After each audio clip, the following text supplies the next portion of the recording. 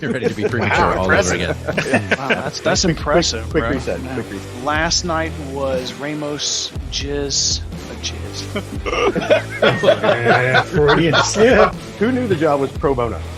I was so high that I shit myself at some point. Okay,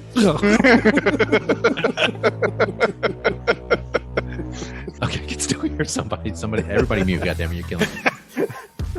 My SEAL Team 6 went to SEAL Team 12. There's nothing wrong with punching above your weight. I thought you'd get better. Well, I don't know what's worse. You're a ginger or you've been vaccinated. You sit around and drink and solve the world's problems, right?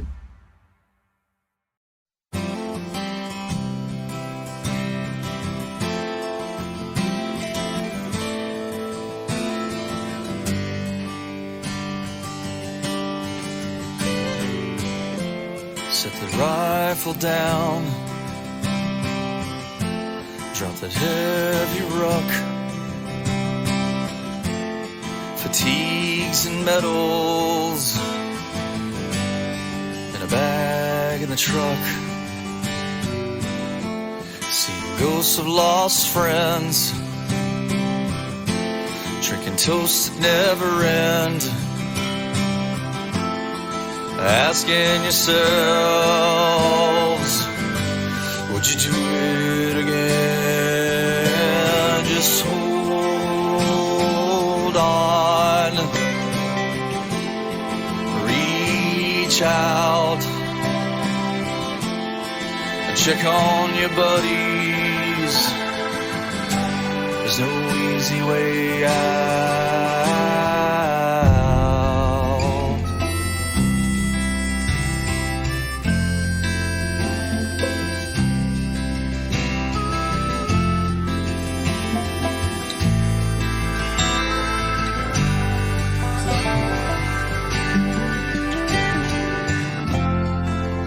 In Afghanistan, feel alone in a crowd. Family can't understand how you feel now. Just hold on, reach out, check on your buddies. There's no easy way out. So much more to give. Life's been hard on you. Going easy on yourself is a tough thing to do. Just hold on. Reach out. Check on your teammates. Give them a shout. We've been there in dark places. You can get through the pain. Just start talking. It gets easier to do. Just start talking, the words will come to you.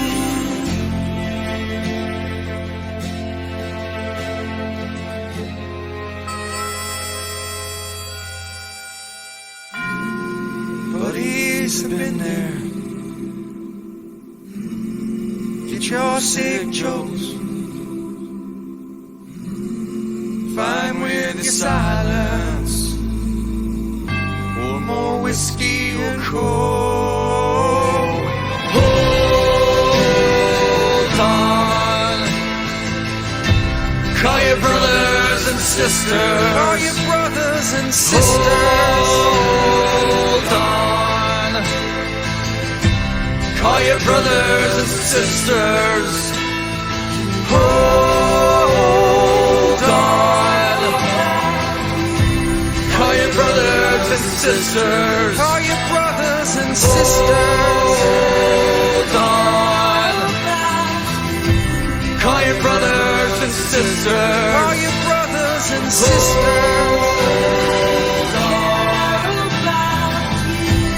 Are you brothers and sisters? Are you brothers and sisters?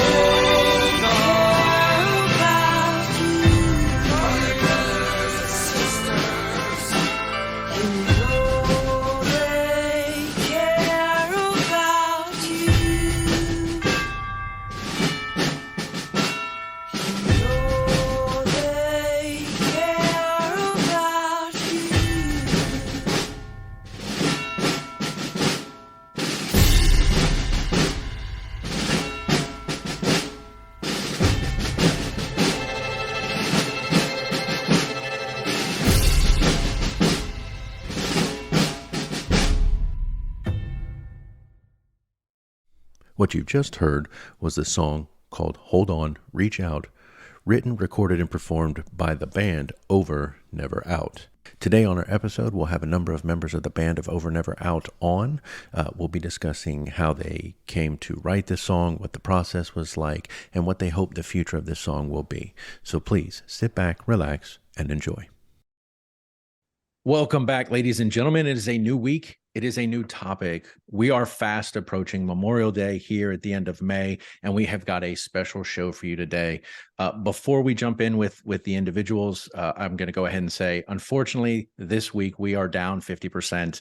Los Cuatro Jinetes are not all in the house. Both Mac and Haas could not make it, and so it is just Grinch and I holding down the fort. Let's try to do our best. I think we'll be okay. I think so. And thankfully, we have managed to replace two with one voice. And you know him, you love him. He's been a previous guest on the show. He is a military and political advocate. He is a theological scholar. And along with all of those accolades, soon he will be adding, and I have this on good authority, Grammy-winning individual. Well, So- we already know he's an award-winning rapper. He does, Although yes, I think yes, the yes. award still hasn't made it to him for his But that's okay. song. We are joined by none other than the incomparable Jason Houck. Jason, how are you doing? I'm doing great. Thanks for having me. Yeah, I'm glad you're here. Hopefully you've got some space cleared off on that shelf for your Grammy when it comes home, and you're prepared, you and your band. Yeah, still waiting for that Grammy invite on the rap song, but yeah, we're hoping maybe at least perform on the Grammys with this one. The invite, I'm sure, is in the mail. It wasn't lost. It's just in the mail. Transit slow. So here we are, gentlemen. Glad everybody could be here. Obviously, you know, Mac and Haas notwithstanding, but we do have Jason with us. Super excited and looking forward to what this topic is about. So as always, we will do what we do. And if I'm not mistaken, we potentially will be joined by somebody else on this show. So they will jump in, but we're going to go ahead and get the train rolling, leave the station. And when they jump on board, we'll continue. But let's go ahead and jump into our drinks. Jason, as the guest, you know how we do this. So I'm going to start with you. What did you bring as a drink today? Yeah, so I was running late to get here from the slowest Zaxby's in North Carolina. So I had just on my way upstairs grabbed a Johnny Walker Red Label to pour in a glass with a little bit of water. So cheers. Yeah, but if I'm not mistaken, when you've been on the show previously, it is always an easy drink for you. You don't do a lot of convoluted drinks. You're very simple in that way. So it makes sense. Hey, so there we go. And science tells us adding water opens it up, you know, lets it breathe. But apparently science also says no more than 20% of the volume of whatever, like you shouldn't add more than 20% of the volume of the spirit. Right. And technically you want to dilute it. Yeah, you want to knock the alcohol down to about 35% alcohol, regardless of what it starts at, because then you don't get that alcohol burn, you know, and it smooths out the flavor. But that's neither here nor there. So let's jump into the next one. Grinch, what did you bring to the table today, brother? Speaking of silky smooth, so there is a drink called the Survivor, but there is also a drink that contestants of the Survivor drink when they go to the resort when they've been voted out. So I opted for the, it's like I want to drop the in front of it and just say a Survivor. It is vanilla ice cream, like a quarter of a banana, some peanut butter, and rum. Because as you might imagine, they don't want them drinking a lot and they want them taking in a lot of calories. Is that a drink or a meal? Well, they said it has like 1,000 calories in it. Oh, good. So you're going to exercise after this. Yeah, so they blend it up and yeah, it is quite good. I had no idea that you were a reality TV guy, that Survivor was your show. I'm learning something new after 30 years. Well, I was gonna make The Survivor, but it needed creme de cacao, which I did not have, and I wasn't interested in going to hunt it down today. So ice cream, banana, and peanut butter was the better option. Mhm. There you go. What rum did you use? I don't even remember, honestly. Something. Like Doesn't matter. Florida Cognac, like a dark rum. An easy one. Gotcha. Mhm. All right. Well, I'll finish up. So the drink I did was a drink that has been done, and it was done way back in season 1, episode 9. It was our commission on wasting America's time episode. And it was actually when we were doing, we were handing off drinks to other people on the show. And this one, Grinch, you did via Mac. Mac told you that you had to do this drink, and it was the drink that you did on that show. And it's called the Suffering Bastard. So way back in season 1, the 9th episode. So that's what I'm doing. And it is bourbon. And for you, Grinch, I use Blanton's because Nice. that's how I roll. And it was botanist gin, fresh squeezed lime juice, some bitters. You shake that up in a glass or in a shaker, pour it over ice, and then you top it with ginger beer. So that's what I'm doing. And it is called the Suffering Bastard. So to your Johnny Walker and water and your ice cream, peanut butter, and spiced rum. Cheers, gentlemen. Cheers. Cheers. Ooh, that's actually pretty good. I hadn't tasted it yet. All right. So let's get into it. Uh-oh. That's timing. That, ladies and gentlemen, is timing right there because the fourth has jumped in. So we're going to wait a quick second. Take a pause. Take a beat. Because we want to make sure he's comfortable. Yeah. There we go. Hey, Rob. Hey guys, How I'm you so doing? sorry about the delay. No worries at all. You rolled in right on time. Like Yeah. it was meant to be. That's We're everything easy- in this song is Easy bad. like Sunday morning. Well, again, both of you, thank you so much for joining us. If you don't mind, Rob, what are you drinking today? Okay, today I've got Redbreast whiskey, and I was actually introduced to this by Jason right here in this studio. And it's one of the things that we kind of, I guess, broke the ice with and relaxed with as we had our first talks in the studio about this entire project, what it's all Awesome. about, how we're going to go about, producing it. So I'm Very having cool. this neat and Super easy. Cheers, yeah. sir. Cheers to you. All right. cheers. Cheers. Look, what better way to bond than over alcohol? That's how Grinch and I did it in the 9th grade. Yeah. Lifelong friends because of it. You meant 12. I mean, college. Right. Sure. So, all right. So let's go ahead and jump into it. So, I already introed Jason. We haven't talked about what you guys are doing, but we want to go ahead and get into that. So let's go ahead and start there. Thank you so much for both of you joining us today. Normally there would be 2 others, but they are out of town and could not be here. So as I said in our intro, Grinch and I are holding down the fort. This kind of came across in the 11th hour. Grinch reached out last night. And my assumption is, Jason, you had reached out to Grinch there. And so, we were super excited to have the opportunity to have you guys on, especially in an effort to promote what you're doing. And, I know Grinch is former military. Jason, obviously, Rob, you are. I come from a military family. My father and his family, my brother was in the Marine Corps. So what you guys are doing, oh my God. And my wife, I can't leave her out. She was in the Air Force. What you guys are doing is obviously something impactful. And so this is going to be very simple, very easy. And we really just want to kind of pick y'all's brains in terms of why you chose to do this, what the antithesis of it was, and then what you hope to achieve. And then through all of that, kind of what y'all's process was while you were drinking Redbreast. What did you and Jason decide in terms of the process of what you're doing? So that's really what we want to cover. And, we're here to just kind of facilitate as much as we can promoting this for you all in prior to Memorial Day, which we know is coming up.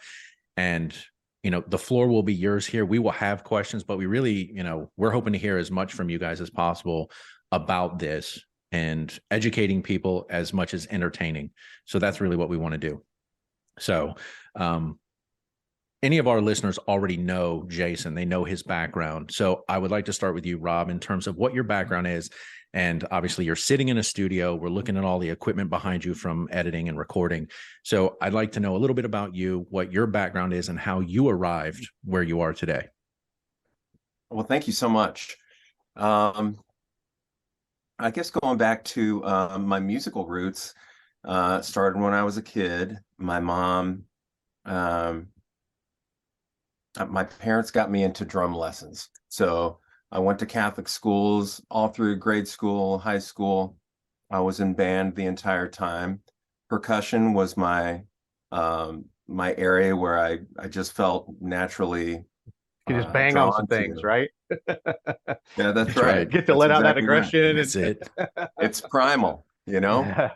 So I just naturally gravitated towards that. I played the snare drum very loudly for many years. There was no drum kit, but just kind of learning to read music, learning the rudiments. I held on to that, all throughout high school and into the Army. I joined when I was 17 in 1989, and 26 years. The Army has a way of, kind of getting in the way of being in bands all the time. So I was in and out of bands throughout my career, uh, which, by the way, I started out as an infantryman. I went to Second Ranger Battalion. After a while, a friend of mine talked me into going to Special Forces Assessment and Selection. So I did that. Didn't even know really what it was. Luckily, I made it through, and then kind of figured out after I made it through selection. So I was a Green Beret for, I guess, around 23 of those years, and then retired in 2015. So the bands that I was in throughout my career in the Army were, I'm so thankful for them because they kept me in music. And it was, I guess, always kind of a lifelong dream to be a musician. Never really thought that would happen until, really late in my career. I met up with some other Green Berets who were also retired or close to retiring, who also played music. We decided to get together and start kind of, jamming. And eventually it just kind of ended up being almost a therapeutic thing for us, after many, many years in the Army. And so we started writing some original things about our experiences, not just in the military, but as, just life experiences, probably through the lens of military service. So we bonded over that. At this point, that band Bones Fork has written and released 2 full albums. And that's really when, I guess about a year ago this week, we were playing at an event that's very near and dear to our hearts. And Tony Barnes, the co-writer with Jason, really the original co-writer with Jason, was opening up for us. And, that's how we met. And I guess around the holidays, the beginning of 2023 is when he said, "Hey, I would really like to get back into writing music again, songwriting. And I have a friend who is a published author and turned lyricist." And that's kind of how things got going. And the rest is, as they say, is history. And here you are today. That's right. As somebody who I can speak for Grinch, appreciates music. I had a grandfather, my mom's dad, who played jazz guitar for decades, bought me my first guitar at 12. And then I kind of went out on my own and bought my own drum set at 18, which my parents were none too pleased about. And so I definitely can identify from the drums perspective. I love beating on them. I love releasing that aggression. There is something primal about it. So I can absolutely appreciate where you're coming from. And, clearly, as you know, life can get in the way. You want to do music, you go in the military. Sometimes you have to put things on hold. And it's nice to know that you have gotten back to that after 20 years and never let that kind of disappear. So it's a battle I fight regularly because my drums are sitting stacked in another room. They're not even up so I can play them. My guitars are in the closet. And I'm like, sure would be nice. And my wife's like, why don't you? And I'm like, I don't know, because I have other shit going on, and there's always something more important. I will say this real quick, Rob. I work at the brewery. That's probably where we crossed paths because I'm over at Southern Pines Brewing Company. So I think that's Oh, really? maybe, Okay. yes. A little Okay. plug. A little plug but, for the employer. You know, it occurred to me, we haven't even said what the project is. Well, Great I know because information. his intro would I normally know. be at the beginning. It's what we do. And I was not about to just run that over. I want to give him some airtime. So thank you. Agreed. I agreed. Thank you Get both. on the same page here, Grinch. Work with I'm me, brother. trying. I'm trying. Jeez. Our mensees are lining up now. Come on, man. There we go. Get it together. All right. So there we go. You know, Jason, if you've listened to the show for any amount of time, season 2, season 3, our 100th episode, he has been on a number of times. And so now we have invited Rob. Is it Dufresne? Is that how you say it? Dufresne. Exactly. Like what's the Stephen King? Shawshank Redemption? Wasn't that his Shawshank name? Redemption. That's right. Andy Pronounce the same way. Dufresne. There you go. Yep. No relation. And so, you know, we've invited Rob, you know, kind of behind the curtain so he can see how this works. Super easy, super simple. Thank you both. So let's go ahead and jump into why we're here and what we're talking about.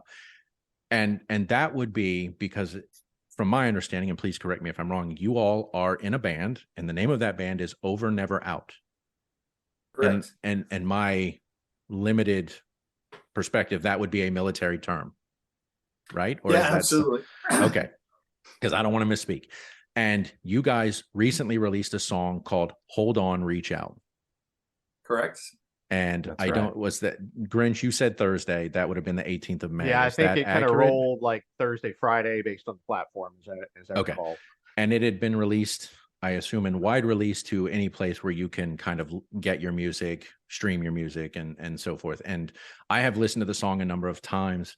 I actually found an article about you all in The Pilot, which I believe is a local newspaper where you guys are located. Unfortunately, because it's a pay to read, I was able to read it once, and then the link was like, sorry, you need to pay. And I'm like, you bastards. So Correct. we're talking about your band. We're talking about this song specifically, and really what the purpose of you guys coming together and writing this song in this project, what you're trying to accomplish. And when you listen to the lyrics, they're very direct. They're very pointed in terms of their approach.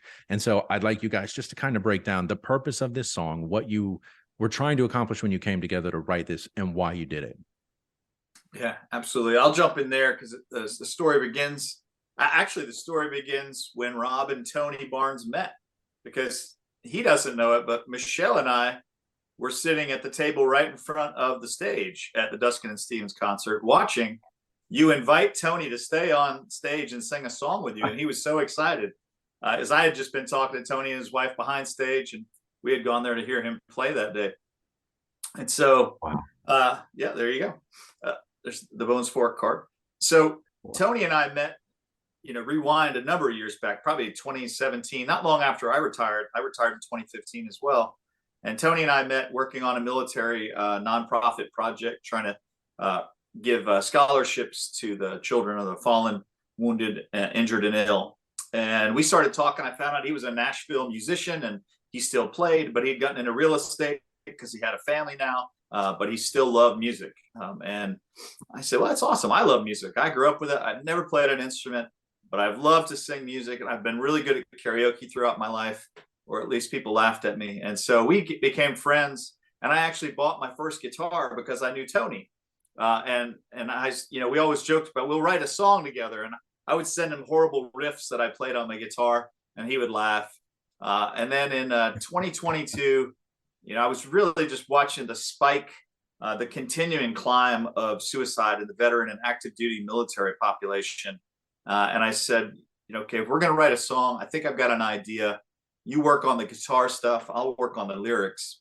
And throughout 2022, almost the whole year, we wrote separately. Tony and I never got together. We tried like 15 times, never got together.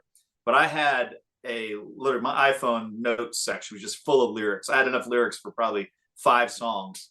And on the 31st of December, Tony and I found time on New Year's Eve day to sit in my living room in Foxfire, North Carolina. And for 2 hours, we banged out a song. He had the guitar licks and I had pages of lyrics. So we just sat down with a legal pad and wrote the song in my living room in about 2 hours. My wife got to watch this process, and Tony afterwards was like, man, I haven't written music in 10 years. That felt so good to write. I said, well, what do we do with this? We just had a demo of the song. the last recording on our iPhone. He said, well, let me bring it to Rob Dufresne and Pine Gap Audio Studios. They're local here in North Carolina. They're a brand new studio. I think they can help us take this to the next level. We've got a song here, but what do you do next? And so then I said, yeah, this sounds good. You know, we put this together. We know what the mission needs to be. We really want to use this as a fundraising song. We're not doing this to make money. We wanted to write it because it's honest and passionate stuff.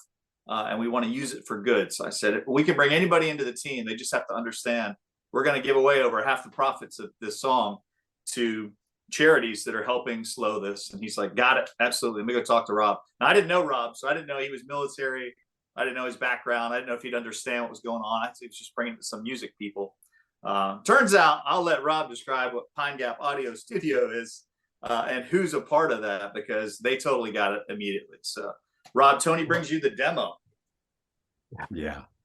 It was amazing. So he hit me up and just kind of gave me a little bit of a primer about what was going on, and then he's like, hey, hold on, I'm going to send you the cell phone audio of what we recorded.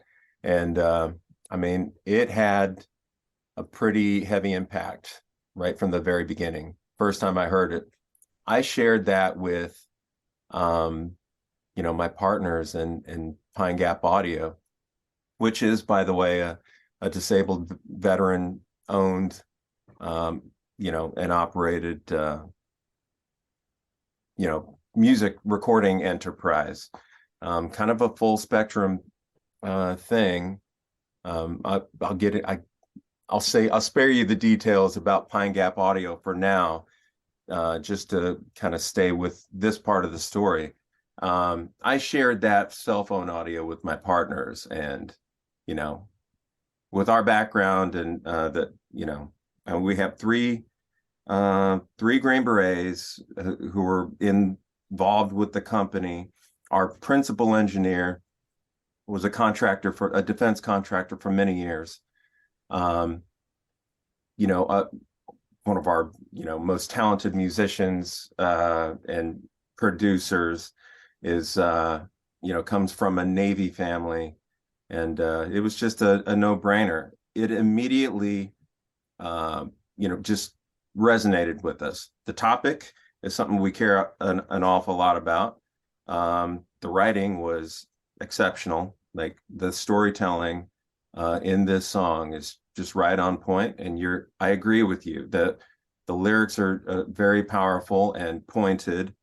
And, Jason and Tony put something together that was unambiguously for good, like fighting against a problem, a scourge that has afflicted not just the military ranks, but veterans, a lot of people. We would love to extinguish that everywhere that we find it, but coming from this community, and the fact that the numbers are so lopsided when you look at how many of us have been killed for instance, during the global war on terror, 20 years, versus how many suicides there were during that same time span. And, I don't want to do the math here in my head on camera, but, it's several orders of magnitude more in suicides than killed in action during those 20 years. And that's really just kind of getting at that particular time frame. So it's a pervasive problem that, for many reasons, certainly we have just not been able to solve. The Department of Defense is not designed to do that. It's designed to fight the wars, win the wars. But not deal with the fallout when you come home. Yeah, that's right. So I get that part. But the VA, state and national, federal governments, like, there's been a lot of things, a lot of good effort that's been put into it, but for whatever reason, we're just not quite hitting the mark. So, just honored to be a part of something a creative way to kind of get at this problem from a different perspective, and that's through music. But music connects people and reaches people at, I would say, also a primal level. And it can start conversations that wouldn't naturally probably blossom outside the context of music. So not just the fundraising, but the discussion starters, all that stuff. That's what music does, and I think that's why what Jason has written has really gotten traction very early. Well, I want to say something because of you made a statement, and I don't know that it occurs anywhere else in any other walk of life, but you said, and with the three military gentlemen on the show, you were referencing, deaths of military people, and you said, us, like we are dying. Well, you're not dead. He's not, you know what I'm saying? But it is the mentality that you guys are always in us, even if it isn't you directly. And I don't know another walk of life. People will go, well, they're dying. It's always them, but in the military, it seems to be that dynamic is, yes, it's my brother over there or sister, but it is us. And we feel that impact, even though it's not you directly. You understand, you guys always carry the burden. And I told Grinch this yesterday. I said, I mean, I've never walked in your shoes. I wasn't in the military. I come from a military family, and I learned early on that shit was not going to be for me. I knew that. Know your limitations. And I have nothing but respect for people that actually walk in those shoes. And it's interesting when you say something like that it's in us, even if it's not you directly. It is always in us. And like I said, I don't know that occurs in any other walk of life or in any other business, anything. It's just, it is a different mentality that y'all possess. And I think that's one of the things that makes an impact. The second thing I'd like to say is when you talk about music, people can go out and they can hold up picket signs and they can protest. But when that protest is over, it gets forgotten. But music, as you said, it lives on in a way that very few other mediums, maybe film, television, music lives on in a way with people and connects people in a way that has a long-term impact. So yes, you can go and you can hold up a sign about, military suicides, but once something gets dealt with and resolved, that's gone and it's no longer in people's minds. But when you hit that play button, it's always there and it never disappears. And so I think that's a beautiful impact that you guys have tried to make by really just leveraging your talent, your approach, the lyrical side, the music side, and kind of bringing it all together in a way that I don't know that it's been done before that I'm aware of. I'm sure it has. I'm just not aware of it. So kudos to all of the people involved. Thank you. And if you need more people in your band, I will just say, for anybody that knows the Mighty Mighty Bosstones, Ben Carr, he doesn't play an instrument. He doesn't sing. He dances on stage. Grinch has no musical talents, but he will dance on a stage while you guys play. I can ska. I don't know if it fits the theme, but doesn't matter as long as you're dancing, brother. That's all that matters. But you can be involved. Exactly right. All right, Grinch, you're signed up. Yeah, Thor. No, I think that was well said. And I don't want to cut you off if you had more to that thought. No, it's fine. I mean, I've got other things I want to talk about, but I definitely want to make sure everybody gets a chance. It's funny because after hearing the song, I thought about I think it's Billy Joel's "Goodnight Saigon." We said we'd all go down together because I haven't heard a song quite like that in a long time. And then I thought about the book, "The Things They Carried."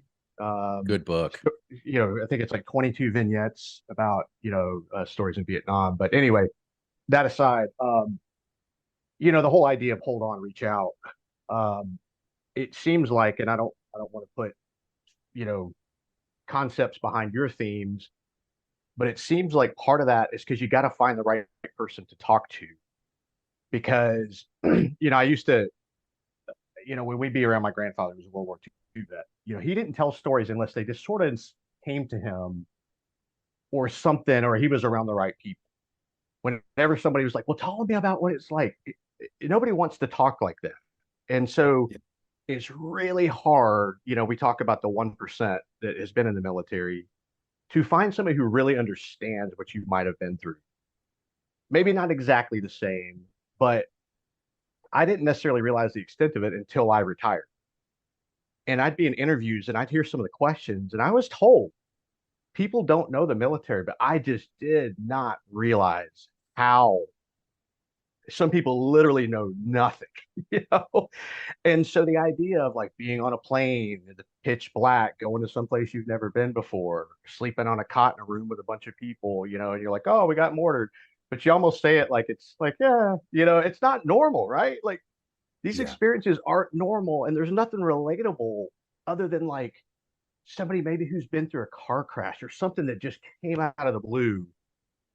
But they don't really understand that living in stress every day, and then like having to turn those switches on and off, and then that baggage that came with that. So, yeah, I mean, like I said, I don't want to put the concept if it isn't exactly right, but that was what I started thinking about with the whole hold on, reach out. Is it's find that voice, find that person you can connect with, and from there start getting better, start healing, have those Yeah. conversations. Yes. Yeah, let me hit it from the writer's point of view. And I think your comment, Thor, about the us of it is important, because as Rob and I were working on this, and Tony and Chelsea and all the others in the team, every single day, we worked on it from the 31st of December when Tony and I wrote it until May 18th when it released. You know, we were just hustling to get it finished, mastered, out there.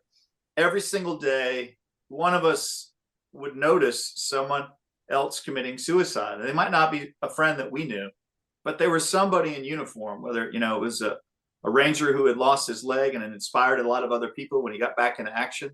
You know, those suicides hit the whole community so hard, because even though you don't know them, you know of these people, and they're your brothers and sisters. And so, you know, as I wrote this song, I was thinking a lot about that, Dave. You know, you can only talk with people you can talk with about it. So it is really three big messages in the song. First is a message to our nation. We don't understand this enough, and we're not doing enough to turn this around. This has been a problem in the military since I was a company commander in 2005. You know, we were struggling then with the suicide epidemic on the active duty side, and the veterans side has just ramped up a lot as so many folks of this 20-year war have retired, and other generations as well. It's not even just the younger generation. So it's really, that's the first message. That's the first audience for the song. Hey, nation, state, local level, we're not doing enough. We need to do more. We need to understand it. You need to get your head around this. The second one is to all of the veterans who can reach out. We who are not in a bad place today can call. We're very hyper vigilant. We think we still see IEDs on the side of every road. We can see when one of our buddies is in trouble, and we need to take that instinct and reach out. So that's really the reach out part of the song, is for all of us veterans who understand what everybody's going through. Keep an eye on your buddies, call your brothers and sisters. You know, those are words in the song. And really the last one, and if it saves one life, then it's all been worth it, because every life is priceless. It's a song to somebody who might be in a dark place, somebody in crisis, to reach out, to hold on, to remember that people love you and people understand you, and they're out there, and you just have to, you know, mix with your people and find your people. And a lot of the organizations that we put on our donate page are really honed in on that. You know, I'll throw up Patrol Base Abate as one of the folks we're hoping people will donate to, and we want to give money to. They take Marines up to Montana, to 250 acres in the wilderness, in groups of 12, and they spend a couple weeks together out in Montana, and they talk. And whether they're there to go fishing or go shooting or go wrestling, they do it by genre of things you enjoy. There's a book club that goes up there. There's a jiu-jitsu club. There's a hiking club. There's a bike riding club. And it's just getting your people together and talking and sorting things out. So when you leave, you've been reinvigorated, and you've been reconnected to your people, to your tribe. And I think, you know, if any of those parts of the song hit the right audience, and I've already seen it, I think Rob has already seen it. I've gotten messages from people already that it's hit those audiences. And I think that's a good thing. And if we can keep pushing it out there and keep enlarging that, I think we can make a difference with this. 100%. And I wanted to say something about something that Rob mentioned in terms of the order of magnitude of death. In a 2021 research, and it's posted on uso.org, found that 30,177 active duty personnel and veterans who have served in the military since 9/11 have died by suicide. compared to 7,057 service members killed in combat in the same 20 years. And that is monumentally different. And again, you go, the potential of dying in a wartime situation is the cost of doing business. It is something you guys sign up for, which is, you know, when Grinch says people that aren't in it don't understand. I don't understand what it's like to put my life on the line daily, but you accept that responsibility when you sign up, depending on whatever your operational duties are. But to say, you know, almost 31,000 people have died by suicide in the military, active duty or veteran, you go, yeah, but they didn't sign up for that shit. They didn't sign up to go through all of that and then come home or be in a situation where they felt like they had no out, they had no help, they had no voice. And so, you know, it boggles the mind. And again, I'm married to a woman who is a veteran, and she actually worked for the Bay Pines VA here in Tampa Bay for 3 years. And during her stint at the VA, a retired Marine Colonel, Jim Turner, got dressed in his dress blues, grabbed all of his military records, drove down to Bay Pines, sat on his records on a bench and committed suicide on the VA campus. And that was December 10th, 2018. And you go, that is a monumental statement to make. And there was a note with it talking about, you know, the VA, it says in the note, I bet if you look at the 22 suicides a day, you will see that the VA has screwed up about 90%. Wrote Turner, who was a well-known and well-respected in military circles. I did 20 plus years, had PTSD, and still had to pay over $1,000 a month in healthcare, and found that he could not get the proper help through the VA as a veteran. And I know it's something that my wife has dealt with in terms of the VA kind of dropping the ball on things. And so, again, for you guys doing this, you understand the impact. You understand the current limitations of the VA and the medical system and combating this. And so you're trying to do what you can to make sure that there is a voice for people that need it. So, I mean, I can't say enough about, you know, what you guys are trying to accomplish. Well, thank you so much.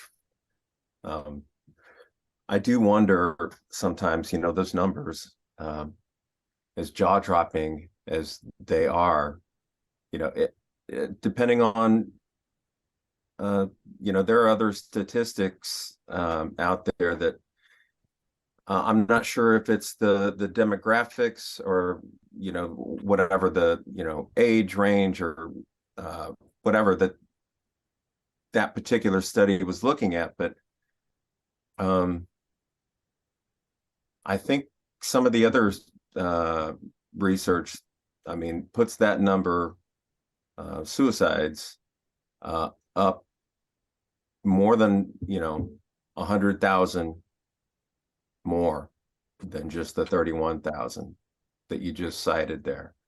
Again, because I don't have this research in front of me right now, but yeah, around 7,000, you know, and I believe those are Allied numbers, not just US numbers,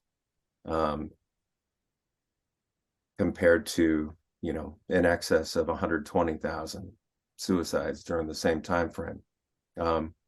Either way, whether it's 120 plus or 31,000, it's too many. And I'm not sure why exactly that is. To your point, Jason, I mean, it's obvious we don't know enough about this, because otherwise, certainly, we would have solved this. But that's just not the kind of problem this is. And, you know, the song is, you know, 5 minutes and change. We couldn't possibly say everything that we wanted to say, that Jason came up with. You know, couldn't possibly capture, you know, all of his thoughts on the topic. But there, you know, this is why the song is needed, because it spurs conversation, discussion like this. This particular community of people, the veterans, the military people, they're not alone. But I tell you what, one thing, they're not typically the kind of people that are going to go out of their way to bring attention to themselves. And in so doing, they're not particularly the kind of people who are going to bring attention to their problems. You're not going to see a ton of people out there protesting. We're not particularly, litigious when it comes to problems that this community is suffering from. So maybe that's one of the things that kind of feeds into how this has become such an out of control scourge. Certainly, there are a lot of different perspectives on this and a lot of different reasons, but that's probably one of them. And also why Jason correctly makes one of the main repeating lines in this song, reach out, not just hold on. Hold on, we're really kind of talking to the people who are most at risk. Please hold on. We are also wanting them to reach out, but that line in the chorus, hold on, reach out. Really, there are two, in my mind at least, two distinct audiences.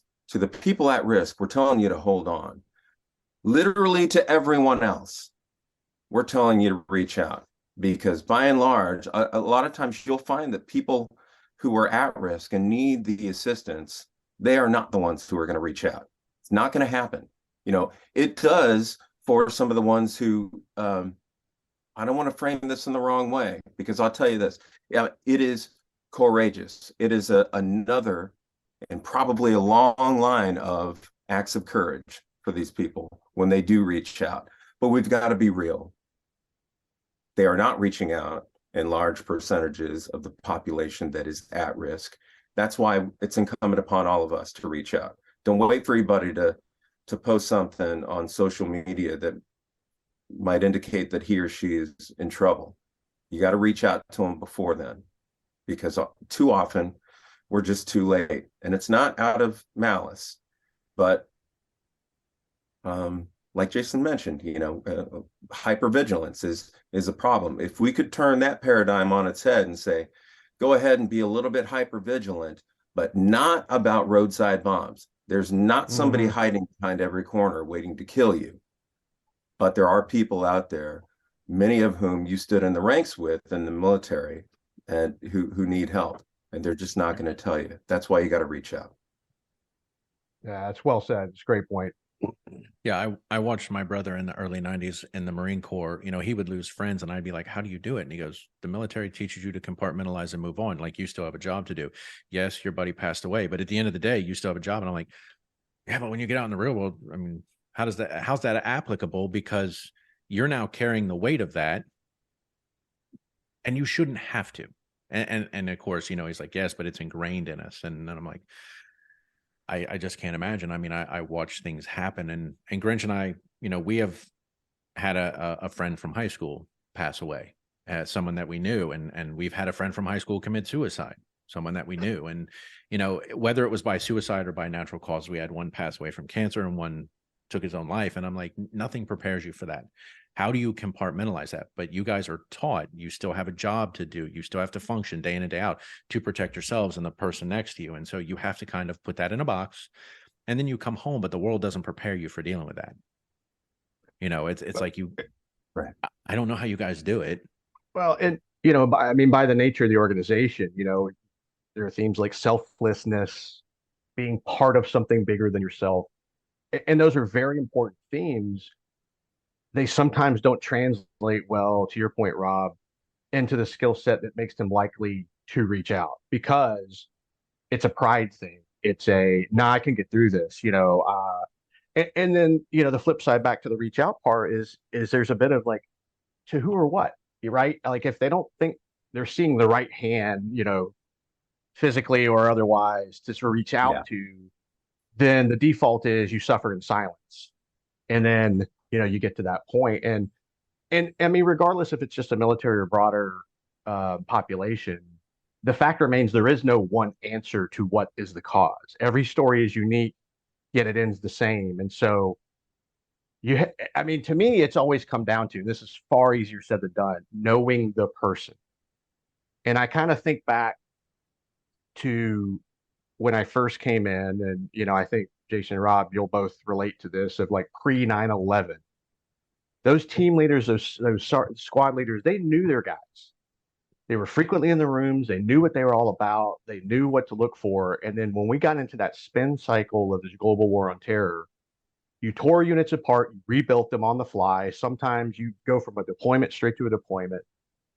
And when they tried to say, okay, it's clearly deployment related, there was no direct correlation, right? Yeah. It didn't answer the question because they'd be like, well, some deployed, some didn't. It's like, yeah, but you're kind of yanking that connective tissue apart, that sense of belonging, because their buddies, like they may have stayed, but their buddies got sent somewhere else. Yeah. And maybe they actually felt bad about not deploying. I mean, I can remember in Iraq, we were receiving a unit. They were coming through Kuwait, and a guy killed himself in the bathroom at Kuwait before coming into Iraq. And you're going, how does that happen? Like, how do we lose somebody in a fucking bathroom Yeah. in Kuwait when they were just on the front edge of the deployment? I just keep coming back to, there was no one set answer for it. Yeah. You unpacked that person's story, and then you saw the signs in the rearview mirror. But that doesn't mean you look to the right and go, I instantly have the answer for this person over here. And so it's tough. It's an extremely difficult problem. I was talking with one of our active duty 3-star generals this week about this song. He loved it. He wants to try to figure out how to use it. It makes sense. And we were talking about, he said, why did you do it, Jason? Why did you guys come up with this? I said, because we've been dealing with this since 2005 when I was a company commander. We didn't figure it out. And he said, yeah. And you look at all the different services. He said, I watch Marine Corps, Army, Air Force, Navy. They all deal with it differently. We're not going to talk about it. We're going to talk about it too much. We're going to talk. He said, but none of it's working. Mm-hmm. It's a scourge across the entire, and I like that word scourge. Like, it really is just this thing we can't figure out how to defeat. And it's just eating up our people. And a 4-star general said, Jason, thanks for doing this. It's important. This is a scourge. And I think a lot of people it's almost this Voldemort. We're not sure how to kill it. What does kill it? We don't want to talk about it. We do want to talk about it. I mean, there's a reason we don't use the word in our song. We didn't want it to be a song that glorifies taking your own life. We wanted to be a song about, hey, there's a complex issue. We all know we're not doing the right things, and we've got to work on, finding those right things. And it is tailored to each person, but we don't know what is driving each person. I think there are 3 big factors that this general had found when he was looking at it in the Army. It's either bad relationships, something bad happening in your professional life, or just a lack of kind of a spiritual or holistic or, good, strong post that you can lean on. There's just something missing that they can't fall back to. They feel kind of empty, and there's nothing to latch onto when they get to that dark moment. So yeah, this is a tough one. I mean, we're not really sure. That's the reason for the first big call of the song. Like, we need to know more about this and invest more in this. There is a mental health problem in America, and not all suicide, I think, is tied to mental health problems. I think there's a myriad of reasons for it, but if we don't do something, this isn't going to fix itself. I always love to use that Baltimore problem. I think Harry Potter as a story, nails that. You can't ignore something and think it's not going to get worse. If you ignore it, it will get worse. Guaranteed. It will get stronger and be harder to defeat. Yeah, I totally agree. And I was just thinking too, it's very timely.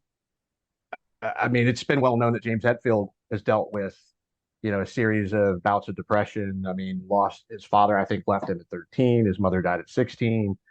A lot of struggles in his life. He'd gone into rehab, but he put the song on their newest album called Screaming Suicide. Because to your point, he was like, stop holding it in. You've got to let it out. And that's how people know to help. Now, again, it's not that simple because, like you said, you talk about it too much. You don't talk about it enough. And I've never known what the right answer was, because there have been times you're sitting in the training going, whew, and you see those AFN commercials when you're deployed, and frankly, they're freaking depressing. They're not uplifting. They kind of try, and I give them credit, but you're sitting there going, I'm like deployed in a room by myself, like going on little sleep, and this commercial comes on. I don't know, and it doesn't help that there's like 37 numbers to call. Yeah. It's almost like it's overwhelming to the point where you go, again, back to the reaching out to who or what, Yeah. Yeah. and what's the right way, and what's going to make an impact. And we've done this season 2, episode 35. We did our Bang Your Head, Mental Health Will Drive You Mad. And it was a look at men's mental health. And because it was all males at the time on the show. And so that's what we were discussing. And Grinch, we said it then, like, the male psyche is, rub some dirt on it and move on. Right. We're not groomed as men to go, oh, let me talk about my feelings, but it's absolutely imperative. And I imagine the military is no different. And then when you talked about the individual in Kuwait in the bathroom, my mind, of course, goes to Stanley Kubrick's 1987, Full Metal Jacket, and Private Pyle taking his own life in the bathroom at Paris Island. And I'm just like, yeah, some things can just be monumental and more to overcome than you can plan on. Well, and something that doesn't help the problem, and this is way above me in terms of being able to speak to it in detail, but historically speaking, the trend was males commit suicide more often than females because of the methodology. It was handguns, it was very definitive and final, not like overdosing on pills. But the military is a reflection of the society it comes from, and I think that trend is starting to see more. I hate to use the term equality, it's not really what I mean, but a balance between who commits suicide. Again, it's not as simple as just males, it's going to be a gun. There's more to it. As society gets more complex, it stands to reason the methodologies get more complex. Oh, of course, we talk about equality and it being a positive in all things except this one. You're like, we don't really want, we don't want any, but to say it's equal means now the women and the men, it's like everybody, no, that's not what you're wanting at all. Obviously, we've talked about the song. We've talked about kind of the fuel and the match that started it. I'd like to talk about the process for a moment. I mean, you guys come into a studio. Jason, obviously, you're bringing lyrics. Rob, is it Tony? Whoever, you're bringing the musical side of it together. When you guys got in a room and you started kind of putting this down, what was that like for you in terms of the process? Was it difficult? Did it just happen? Was it just a kind of a seamless, like, man, we came together, over some alcohol at the bar, and we talked about it and we knew and we sat down and it was effortless? Was it a struggle? What was that process like putting this song together? Let me jump in first from the new guy's point of view, because I have no background in the music industry other than karaoke. Now, I'm pretty good. And my signature song is Came in Like a Wrecking Ball by Miley Cyrus. I mean, I make the Korean ladies, drop the drink trays when they come in the room. Nice. We probably all saw that coming. This is what I do. But I knew nothing. I walk into the studio and I'm just standing there going, hey, there's instruments everywhere. It's cool stuff. Oh, look, computers and soundboards. That was like the thing that Dave Grohl, took out of the studio. That's pretty cool. I can't read music. I've never been in a studio. So for me, it was, I'm just a new guy going, so how's this work? I want it to be a good song. I don't want to change the lyrics much. I think I got a good story here. And they're like, no, we're just going to add to what you got. You got a great demo. And, Rob brought in immediately Chelsea Davis as our producer. And she is, a school trained, college educated musician who has toured with big bands like 30 Seconds to Mars, has worked with, I think she toured with Berlin, if you remember your 80s music. And she's worked with Selena Gomez. I mean, she's got a background in a wide variety of music, and she can play every instrument. I mean, just randomly picks stuff up and starts playing. She can write notes out by hand. She's like, oh, you just play these notes. I'm just looking at it going, I don't know what any of those are. That doesn't look like a note to me. So it was just amazing to walk in with these real professionals that literally understand. Rob's in 19 bands, and he's like, yeah, man, yeah, we'll jump in here. We can make this work.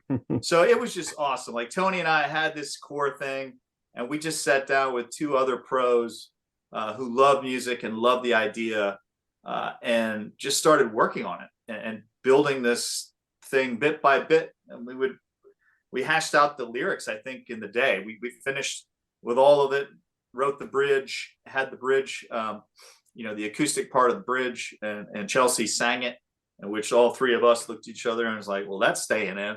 That's kind of perfect. Yeah. She's got the perfect voice for this. It works great with Tony's, so now we had the whole song in our first session. And then it was just, we start the refining, what instruments do we need? And I'll turn it over to Rob, because like, this is where his expertise is. I was just happy we had a song. I would have probably said, let's publish this on day one. We got 2 guitars and 4 voices and Rob's harmonica. We're rocking, man. Rob was like, slow your roll. There's more to it than that. Right. It's like taking a yodeling class, right? You don't show up on day one and start yodeling. We work up to that. Yeah. I'm picturing Jason walking into the studio and he sits down at a console and he's, pushing buttons, turning dials, and Rob's like, stop. Don't touch. Oh, it's so funny. Because I can understand that kind of kid in a candy store, right? We all know it, but then you step into it and you're like, oh shit. Okay. And it can be overwhelming. I mean, I have been in studios and I'm just like, you're looking at a massive, 64 channel or whatever board, and you're like, oh, I just want to slide stuff and turn dials, and I don't know what any of it does. That's right. Yeah. I mean, I feel the same way when I, see this gear, especially the first time. I'll say this, like when we heard the demo, and I think everybody on our team, the Pine Gap Audio team, heard the demo before our first meeting. We kind of viewed our when we heard the lyrics, heard the music that accompanied it and everything, there was so much that already worked, and the cause was something that we were all behind. I mean, our first reaction was, man, we have to maintain fidelity to the original, like what Jason wrote lyrics wise, the melody that Tony found. In the I think I was just talking to him the other day. He's like, man, I think these are the first chords that I actually came up with or thought of when Jason and he were sitting down. So anyway, there's just so many different little quips here and there, and stories, anecdotes about how they got to where they were, and it was good. So we recognize that right off the bat.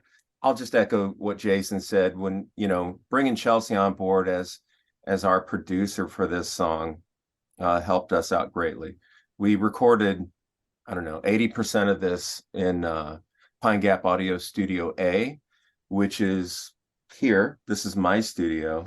And so, I'll be candid with you.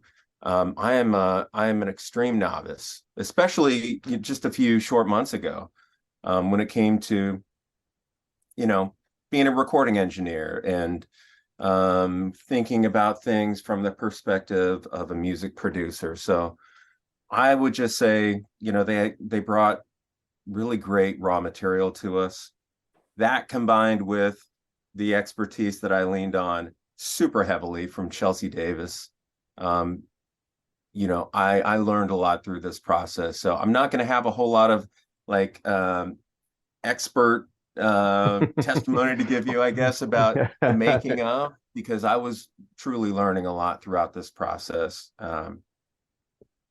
So, well, and that's got to be exciting, from the purpose of the gathering aside, just growing, doing something different, getting excited about, a project. Like you said, Jason, Tony was like, man, I haven't done this in a while. I bet he was probably having a pretty good time getting back in the studio.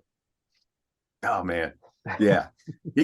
Tony was amped. I mean, it was palpable, and everybody was kind of a buzz with energy for a lot of different reasons. Certainly Tony was, because I mean, he had already expressed that to me before, and I finding out now kind of on the fly with Jason, conversations that had long preceded my conversations with Tony. He really wanted to get back into writing, and boy, did you guys ever do that. I'll say this, the thing that I did have in my background to rely on that kind of helped at least me contribute to the team throughout this process is just how I spent my life, the majority of my adult life in the military, made it so I was undaunted by just not knowing how to do something, So I was fine with being kind of the new guy when it came to production and editing and mixing and things like that. Being in a band doesn't just automatically kind of inculcate you with all these skills. So it's a learning process like anything else, but I was fine not knowing how to do something. I'm like, well, I'll just learn like everything else in life. You just figure it out and lean on people who have more experience than you do. And I hope that we did that for you, Jason, and made it a good experience, because I think the song maintains fidelity to the original, but hopefully you're pleased with how it all ended up. I mean, it's too late now. We're in a band. I'm pretty sure that's legally binding. Yeah, I think the coolest part of watching it unfold. So we kind of had the song that we wanted, and then it was all about recording. All right, so how do we make this thing? And Tony's a bar singer. He is a Nashville bar singer. That is what he does. But he can play one acoustic guitar and sound like Leonard Skinner. It's crazy. Like, he's a real master guitarist, and his voice is just built for singing.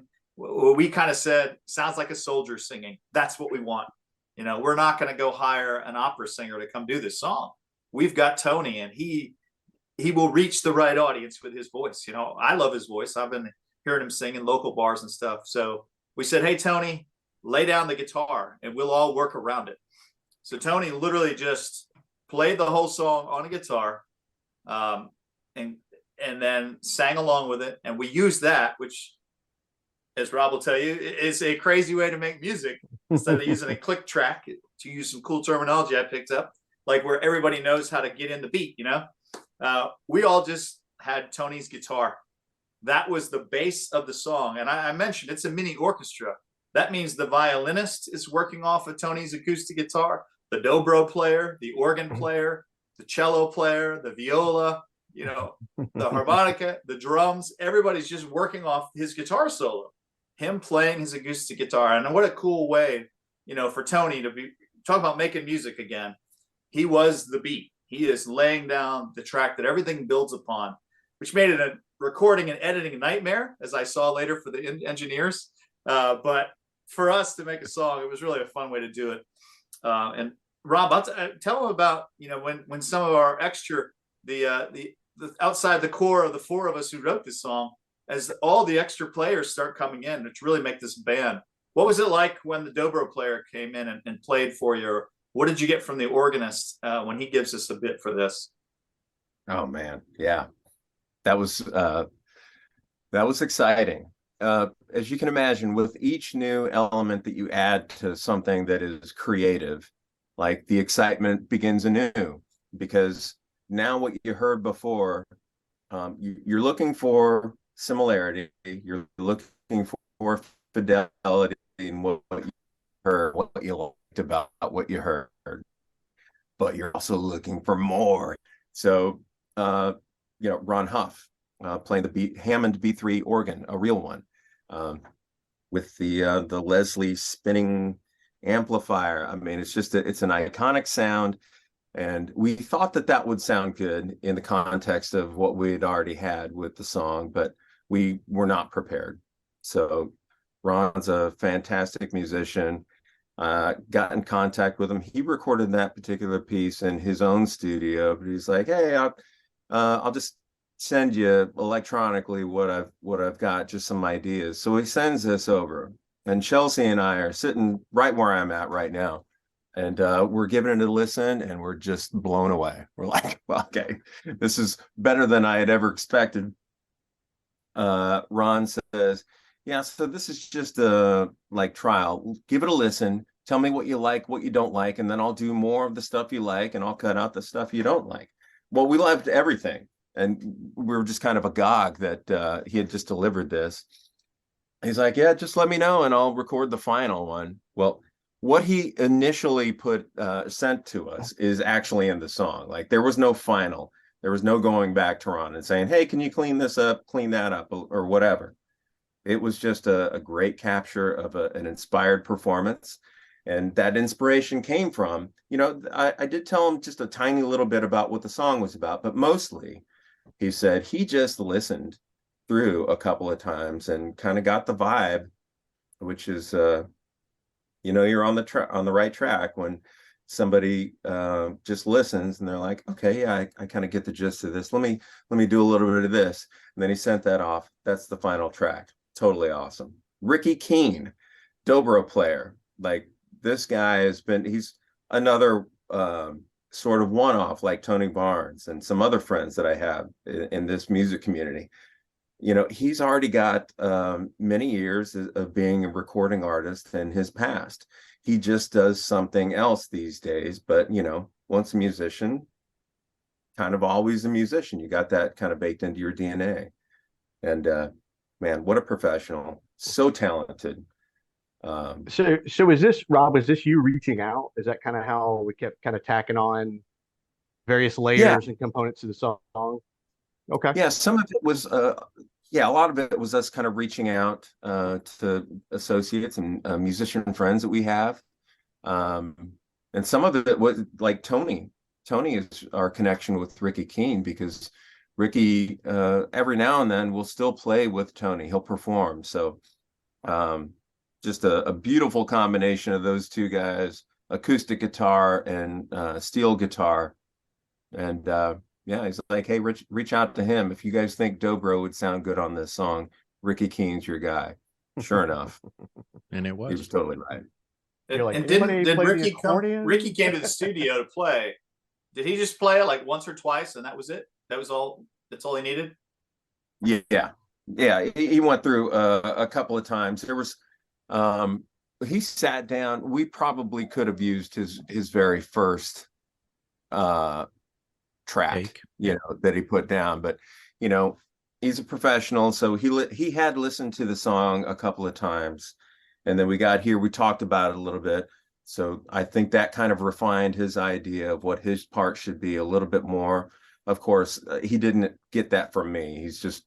He's listening and talking with me, and he's coming up with that based on his own expertise and experience, because I don't even know how to play a stringed instrument. So Ricky was just kind of flying by the seat of his pants in his own, tasteful knowledge about what sounds good. And yeah, he wasn't here long. It was really in and out. And he's like, okay, well, let me know if you need anything revised.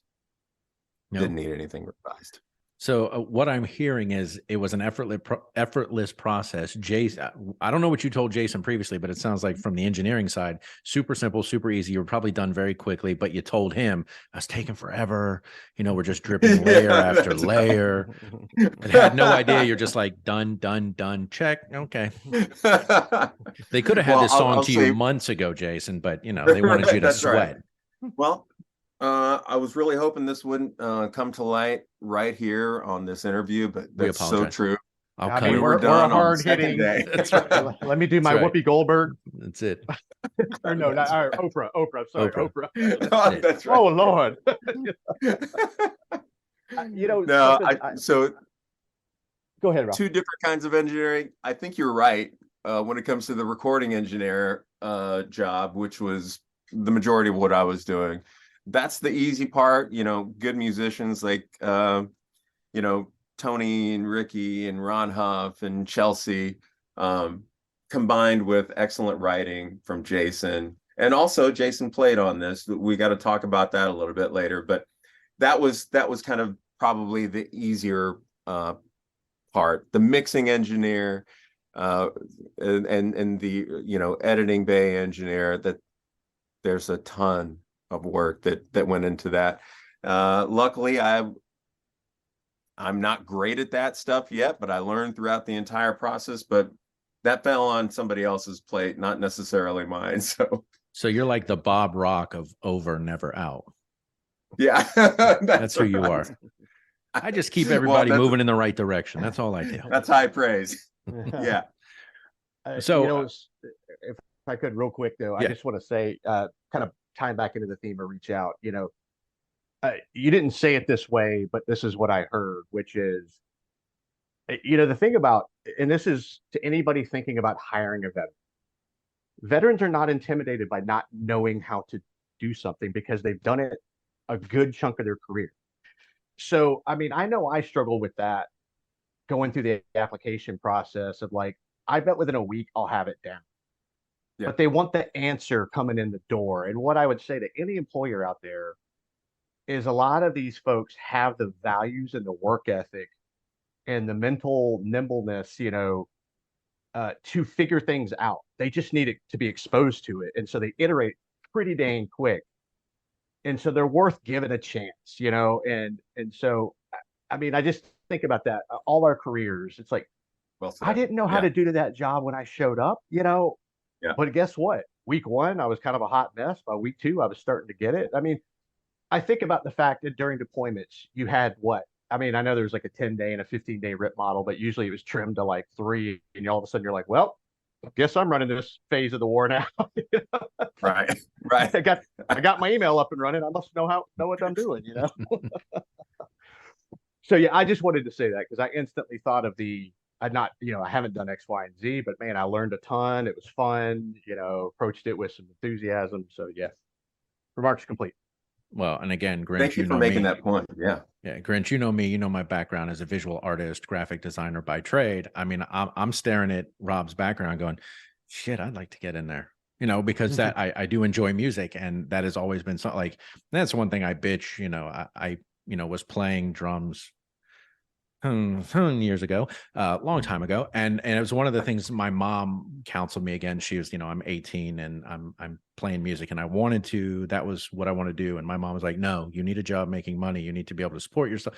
That's a fucking fantasy. And now if you ask my mom, she's like, biggest mistake I ever made was not letting you pursue your passion. And I'm like, thanks, Mom, now that I'm in my late 40s.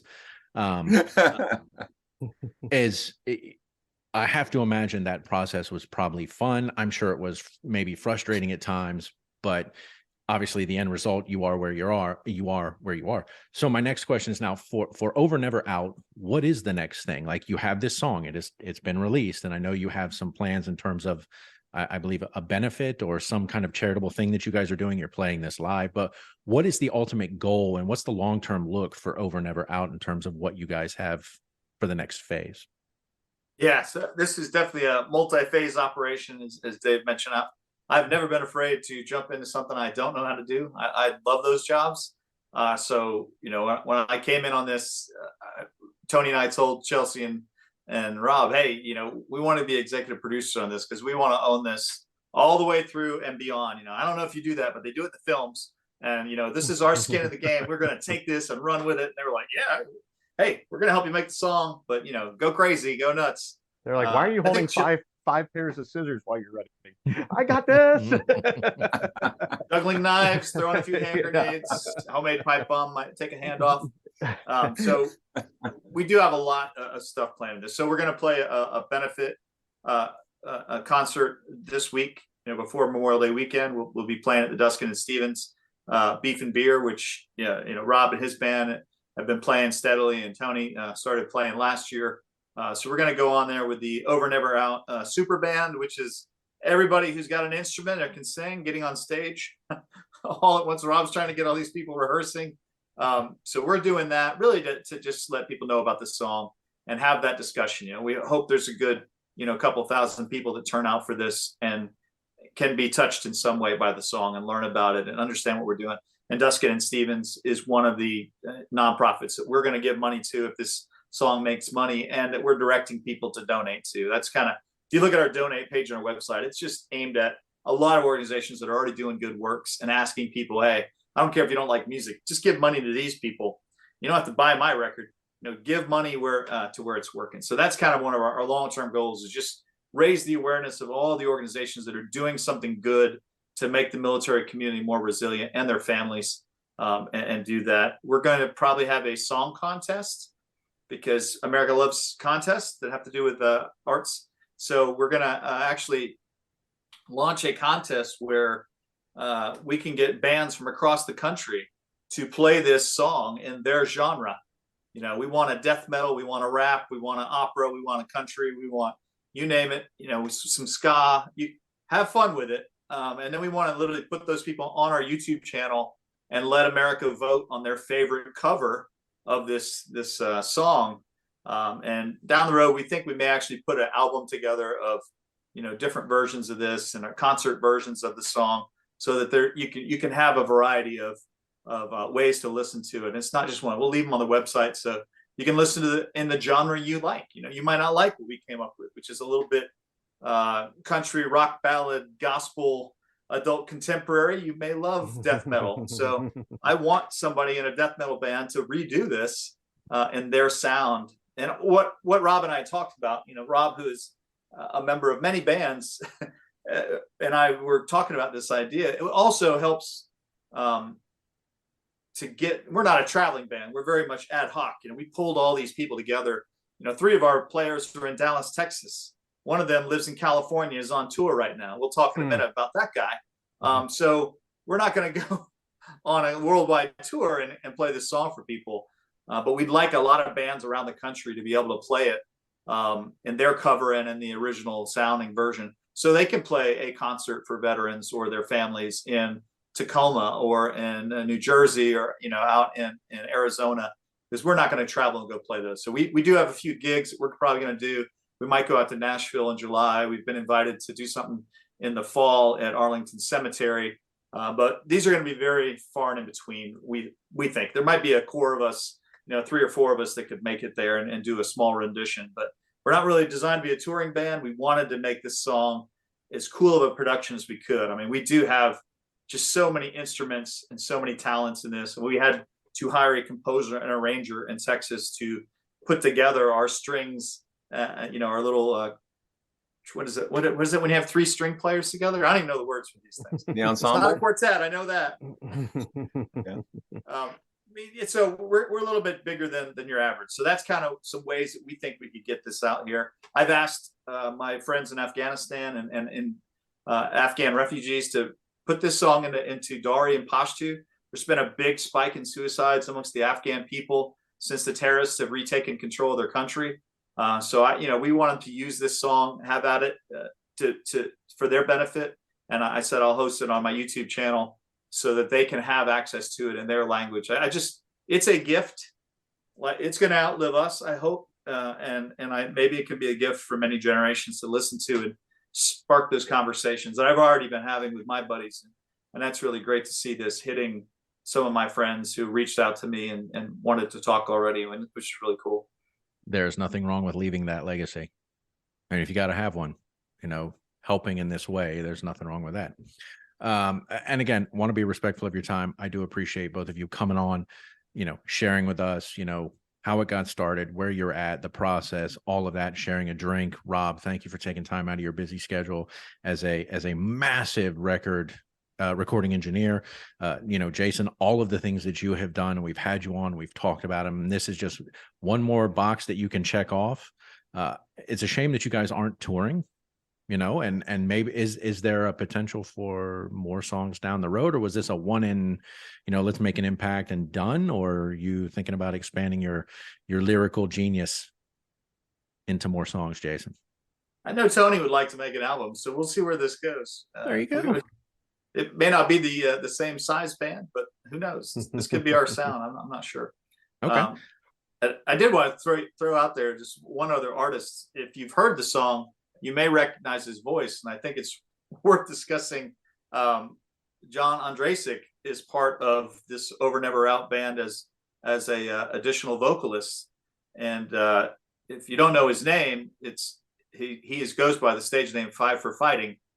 And I connected with him working on the Afghanistan evacuation, and has been a big supporter of Afghan war veterans and is what has been happening to Afghan refugees. And I'd helped him with a few projects, and I just asked him if he had time to throw some of his vocals on this, and he did. And Rob, what did you think when you got those back? I was stunned. I mean, at this point, put yourself in my shoes. We're kind of, I don't know, at the 2/3 point in this continuum. And this it's huge for us. I don't really talk about this, but hearing what Jason wrote and the music that they put together around it and the cause, I mean, a lot of weight really is what I felt, like responsibility to serve this purpose well, and not screw it up. And we're cruising along, like things are really coming together and it's sounding great. What I'm hearing is sounding great among the multiple versions of the song that we kind of tripped across during the development process. And then John Ondrasik sends us his vocals. And I'm like, God, this is amazing. As if it could have gotten any better. I was impressed. I mean, the guy's a professional. He was on tour, first of all, when Jason was kind of hitting him up and saying, hey, do you think you could get these lyrics to us by, somewhere around this ballpark of a date? He's on tour, man. And, he came back off tour. I want to say, I don't know how many hours he was off tour based on what I understand his schedule was, but it wasn't many before he had gotten into the studio, listened to the song, gone through it a few times, and sent us, his vocals. It was awesome. And the guy is he's on tour right now. I mean, he's got shows like almost back to back. Yeah. Maybe sometimes 2 days in between, but a lot of them are like one day here, next day there, next day there. Yeah. Yeah, it was a short break for him, short tour break, but he got us those vocals and they were just fantastic. And good on him. Good on him for doing that. Absolutely. Yeah, absolutely.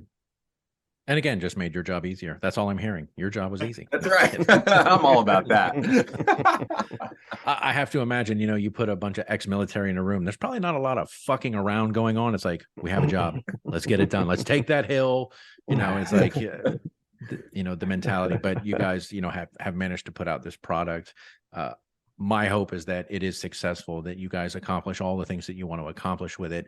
Again, I appreciate both of you taking the time out of your busy schedules to be here and allowing us to just kind of get a glimpse behind the scenes of how you guys got here, what you did, what you're trying to accomplish, and hopefully how things will progress in the future with this song and what you wanted to do. So thank you so much to both of you. We really appreciate it.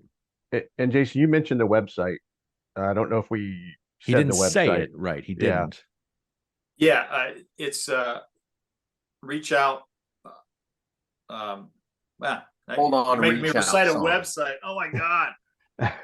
I can cut all of this crap out. Don't worry about it. I can edit it so it's like it was perfect. I'm gonna read it. Is it holdout reachout.song.com? I'm trying to remember what it is. Hold on, reachoutsong.com.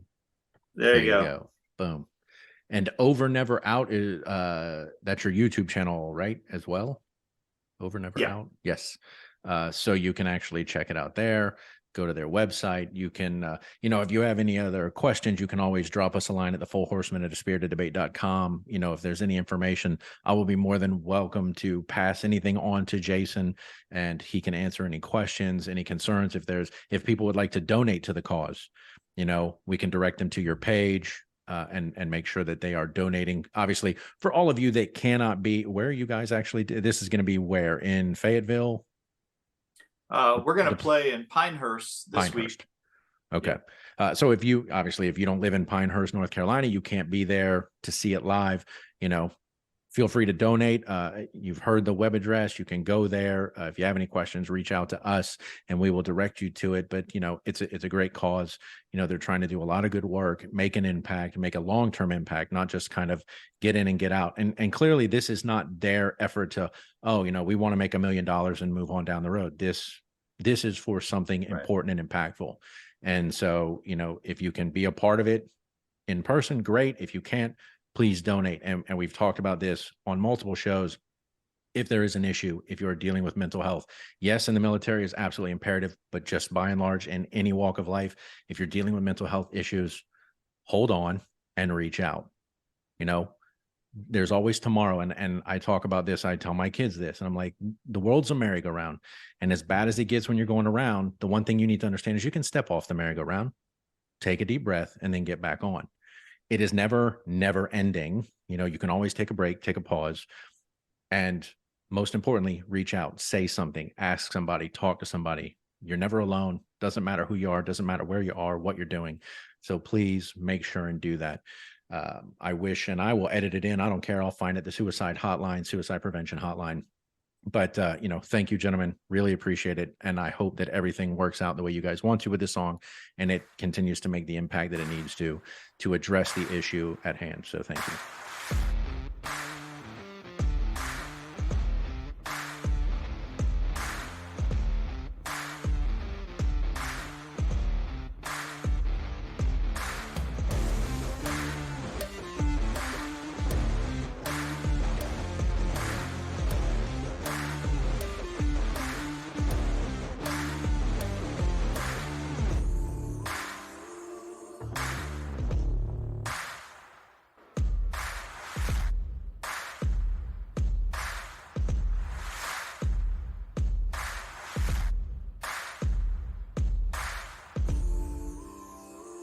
The views, information, or opinions expressed during the A Spirited Debate podcast series or any affiliated podcasts are solely those of the hosts or guests involved and do not represent those of people, institutions, or organizations that the host or guests may or may not be associated with in a professional or personal capacity, unless explicitly stated.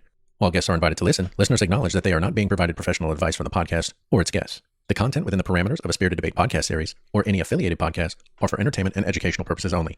Any views or opinions are not intended to malign any religion, ethnic group, club, organization, company, or individual.